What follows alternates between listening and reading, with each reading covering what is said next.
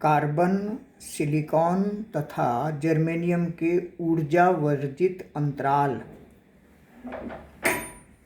Band gap जो होता है, कंडक्शन बैंड और वैलेंस बैंड के बीच जो एनर्जी का डिफरेंस होता है Eg, वो 6 इलेक्ट्रॉन वोल्ट होता है कार्बन में, 1.1 इलेक्ट्रॉन वोल्ट होता है सिलिकॉन में और 0.7 इलेक्ट्रॉन वोल्ट होता है जर्मेनियम में। ये याद रख सकें तो अच्छा रहता है। एक जानकारी और देखिए, निजी अर्धचालक में जो कि इंट्रिंसिक सेमीकंडक्टर होते हैं, बाहर से इम्प्योरिटी मिलाए बगैर ही जो अर्धचालक में चालकता होती है, जिसमें फ्री इलेक्ट्रॉन्स भी होते हैं सामान्य ताप पर और क्वार्टर भी होते हैं। इलेक्ट्रॉन संख्या Ne तथा quarter NH holes, number of holes हों, तब इलेक्ट्रॉन सांद्रता का मतलब है एकांक आयतन में इलेक्ट्रॉन की संख्या। तो इलेक्ट्रॉन सांद्रता Ne, क्वार्टर सांद्रता NH, एकांक आयतन में क्वार्टर की संख्या। निजी अर्धचालक में तो अर्धचालक आवेश वाहक सांद्रता, अर्धचालक में जो आवेश का संचालन होता है उसकी जो सांद्रता है वो Ni कही जाती है। इंट्रिंसिक सेमीकंडक्टर की जो नंबर ऑफ कंडक्टिंग चार्जेज है वो NeNH, ये सेम होगी निजी अर्धचालक में। और जो बाह्य अर्धचालक होते हैं, एक्सटर्नल सेमीकंडक्टर होते हैं, उसमें Ni² Ne इंटू NH होगी। Ni number of electrons in N type वाले में, देखिए N टाइप में Ne > NH होगा, क्योंकि N टाइप कहते हैं हम उसे जिसमें इलेक्ट्रॉन की संख्या ज़्यादा होती है। बाहर से इम्प्योरिटी एटम ऐसे मिलाए जाते हैं जिन्हें हम पेंटावेलेंट कहते हैं, 5 संयोजी कहते हैं। बाहरी कक्षा का एक इलेक्ट्रॉन फ्री होता है। तो N टाइप में इलेक्ट्रॉन की संख्या ज़्यादा होती है, P टाइप में होल्स की संख्या ज़्यादा होती है। जैसे इंडियम, एल्यूमिनियम, त्रिसंयोजी जो मिलाए जाते हैं। तो N टाइप में Ne > NH होता है और P टाइप में NH Ne होता है। इसीलिए किसी भी अर्धचालक में, यानी सामान्य किसी भी अर्धचालक में Ni² यानी अर्धचालक आवेश वाहक की सांद्रता का वर्ग Ne इंटू NH के बराबर होगा। निजी अर्धचालक में तो Ne NH सेम होते हैं, लेकिन N टाइप में Ne होता है NH और P टाइप में NH Ne होता है। ये सामान्य जानकारी है, इसे दिमाग में रखेंगे। एक आंकिक प्रश्न देखिए, सिलिकॉन पदार्थ में सिलिकॉन परमाणुओं की संख्या इतने घन प्रति घन मीटर है। ये सिलिकॉन परमाणु है। इसे आर्सेनिक और इंडियम से डॉप किया गया है। इसमें ये दोनों डाले गए हैं। आर्सेनिक ये पेंटावेलेंट होता है, इंडियम ये ट्राइवेलेंट होता है। मतलब इसमें इलेक्ट्रॉन की संख्या ज़्यादा होती है, इसमें क्वार्टर की संख्या ज़्यादा होती है। खाली 3 संयोजी है ना ये। तो देखिए, हम देख रहे हैं कि ये संख्या ज़्यादा है, ये संख्या कम है। 10⁻22, यहाँ 10⁻20 है। इसका मतलब नंबर ऑफ फ्री इलेक्ट्रॉन्स वाले ज़्यादा हैं।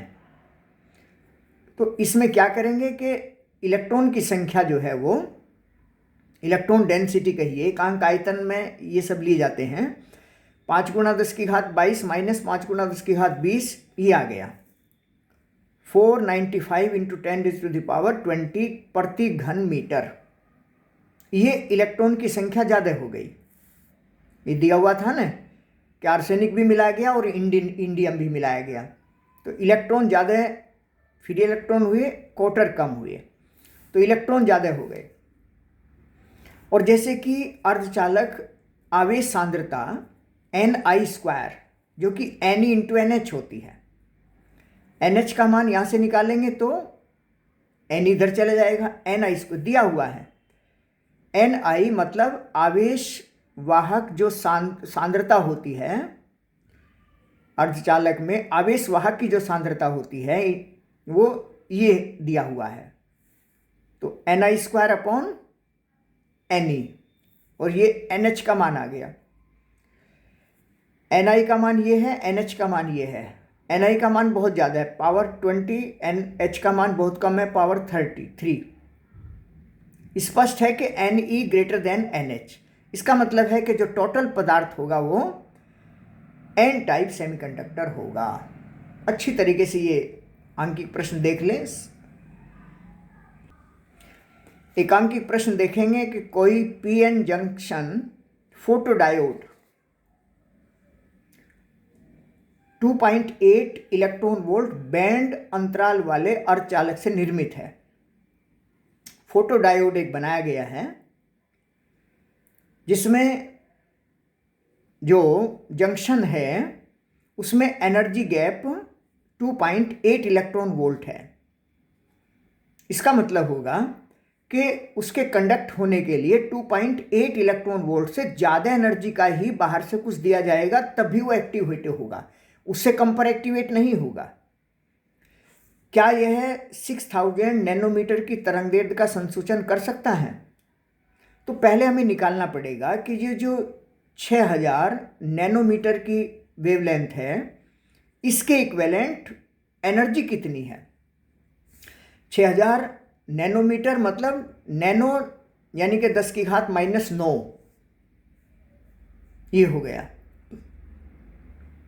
तो ये एंगस्ट्रॉम में आ गया। 60,000 एंगस्ट्रॉम, और इसके इक्विवेलेंट जो एनर्जी निकालने का प्रोसीजर था E बराबर H nu H C upon lambda, और याद होगा इसके लिए एक फॉर्मूला निकाला था हमने, शॉर्ट फॉर्मूला 1 2 3 4 5 आता है इसमें। इसे कहा था कि 1 2 3 7 5 ये एक्यूरेट आता है, और 1 2 3 4 5 भी रख लेते हैं तो ज़्यादा गलती नहीं होती है। तो लैम्डा तरंगदैर्घ्य दी हुई है, इसके इक्विवेलेंट अगर एनर्जी निकालनी हो फोटोन की तो एच सी अपॉन लैम्डा मतलब 1 2 3 7 5 upon delta E electron volt. Delta E से डिवाइड करते हैं तो वेवलेंथ आती है, और वेवलेंथ से डिवाइड करेंगे तो एनर्जी आ जाएगी, तो 0.2 इलेक्ट्रॉन वोल्ट आ गया। और चूंकि ये इसकी एनर्जी जो वेवलेंथ डाली गई है, रेडिएशन डाला गया है, उसकी एनर्जी 2.80 इलेक्ट्रॉन वोल्ट से बहुत कम है, इसलिए इसका संसूजन वो नहीं करेगा, यानी यहां से कोई भी लाइट का इमिशन नहीं होगा। एक और छोटा सा अंकीय प्रश्न है, ध्यान से देखेंगे। पीएन संधि डायोड का अगर अभिनत की स्थिति में प्रतिरोध 25 ओम दिया हुआ है। अगर अभिनत मतलब फॉरवर्ड बायस, जिसमें करंट फ्लो होती है।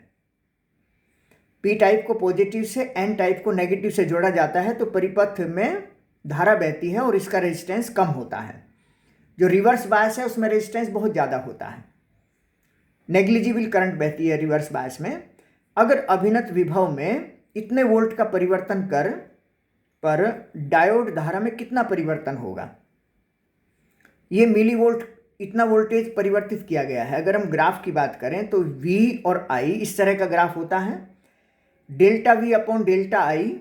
जैसे कोई भी 2 पॉइंट लेते हैं, चूंकि जो डायोड है पीएन जंक्शन डायोड वो नॉन ओमिक रेजिस्टेंस है, ओम के नियम का पालन नहीं करता है।